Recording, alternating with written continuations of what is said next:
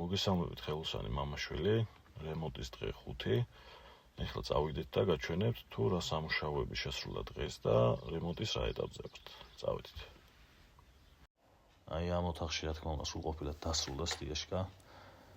ასევე მეორე ოთახში არის დასხმული სტიაშკა, ვიდეოში ნახავთ ძალიან ცოტა არის იქ დარჩენილი და რა თქმა უნდა დამთავრდება ის ხვალისთვის, ასევე მისაღებში დავასხით დღეს სტიაშკა.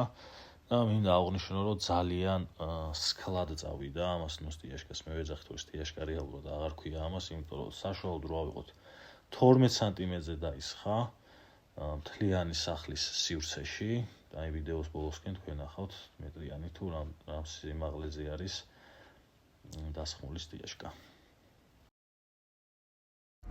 რას თქვით აბა მეგობრებო, როგორი შედეგია დღეისთვის და კომენტარი თქვენი აზრი, ასევე თხოვნა მაქვს დაალაიქოთ ეს ვიდეო და გამოიწეროთ გვერდი. წარმატებები ყველას თქვენ საქმეში, დროებით.